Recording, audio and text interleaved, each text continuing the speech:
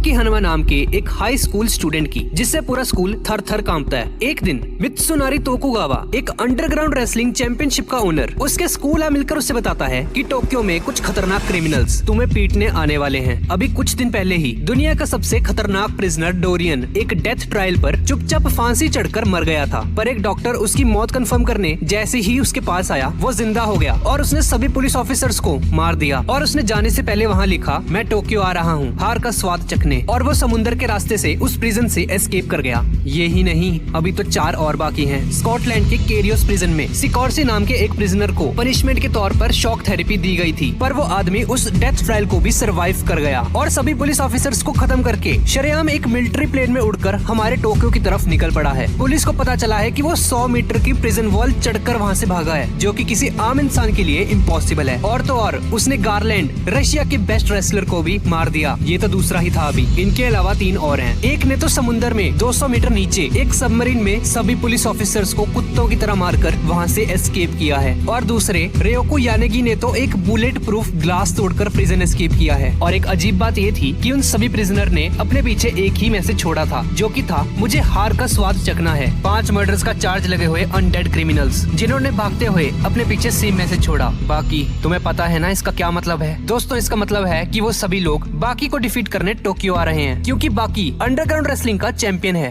अब अगले दिन सिकॉर्स्की उन सभी में से एक प्रिजनर रॉब नाम के एक बहुत ही फेमस किक बॉक्सर को अपनी बॉडी में फिटेड रेजर से मार देता है। और कुछ गुंडे बाकी के बारे में उसके क्लासमेट से पूछते हैं और बोलते हैं, ओए बुलाओ उस बाकी को, बहुत पावरफुल है, हमने सुना है, आज उसके साथ 2-2 हाथ हो ही जाए। डरकर वो आदमी बाकी के पास जाता है और उसको अपने साथ लेकर उसे उन गुंडों से मिलवाता है। उनमें से एक आदमी उसे चाकू से मारने आगे आता है, पर तभी उसे फ्लैशबैक दिखाई देता है कि उसके मुंह पर बाकी ने एक मुक्का ऑलरेडी मार दिया है। हालांकि वो अपनी जगह से हिला तक नहीं है अभी तक। वो बाकी के डर से ही फ्रीज हो जाता है और बचे हुए गुंडों को भी उन्हीं की स्पेशल वेपन्स उन्हीं पे यूज करके उन्हें हरा देता है। पर तभी बाकी को अपने क्लासमेट के पीछे एक 9 फुट का आदमी खड़ा हुआ दिखाई देता है। इस तरफ पुलिस डिपार्टमेंट में तहलका मचा हुआ है। डोरियन, सिकॉर्सी, डॉयले, स्पेक और रेयोको यानेगी एक साथ प्रिजन से एस्केप कर चुके हैं। तभी एक ऑफिसर आकर उन्हें बताता है कि शहर में सिटीजन्स ने देखा है कि किसी आदमी ने हमारी एक पुलिस वैन को हाथों से ही कुचल दिया। और पूछताछ पर पता चला कि ये काम स्पेक का है, उन्हीं 5 क्रिमिनल्स में से एक। अब सीन उसी बंदे पे शिफ्ट हो जाता है, जो कि बाकी को मारने उसके सामने आ चुका है। शो ऑफ करने के लिए वो बंदा खुद के मुंह में गोलियां चलाता है और कहता है, मैं टोक्यो का सबसे स्ट्रॉन्गेस्ट आदमी हूँ, क्या तुम ही बाकी हनुमा हो? दोस्त, मुझे हार को एक्सपीरियंस करना है, क्या तुम मेरा साथ दोगे? और उसके साथ हाथ मिलाते ही उसका हाथ नीचे गिर जाता है। ये देखकर बाकी की फट जाती है। वो बंदा बाकी को कुत्तों की तरह मारने लगता है और बोलता है, हाथ उठाओ,